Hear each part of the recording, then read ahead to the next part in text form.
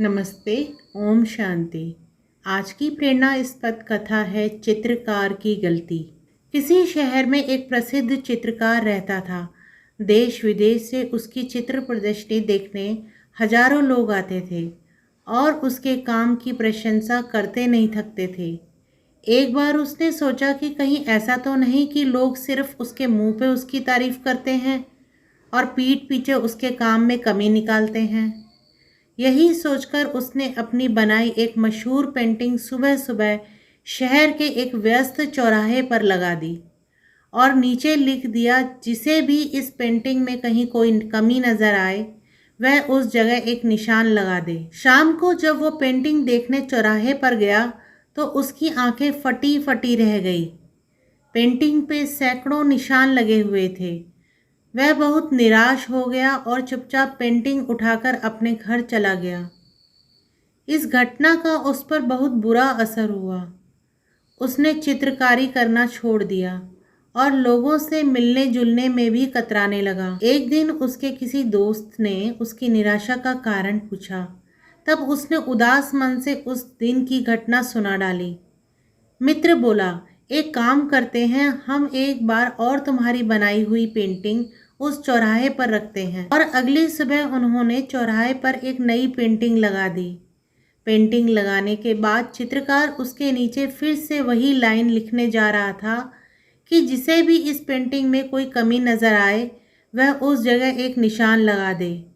कि तभी दोस्त ने उसे रोका और कहा, इस बार लिखो, जिस किसी को इस पेंटिंग में कहीं कोई भी कमी दिखाई दे उसे सही कर दे। शाम को जब दोनों दोस्त उस पेंटिंग को देखने गए तो उन्होंने देखा कि पेंटिंग जैसी सुबह थी अभी भी बिल्कुल वैसी की वैसी ही है। दोस्त ने चित्रकार को देखकर मुस्कुराया और बोला, कुछ समझे? कोई भी मूर्ख गलतियां निकाल सकता है और ज़्यादातर मूर्ख निकालते ही हैं, लेकिन गलतियां सुधारने वाले बहुत कम ही लोग होते हैं।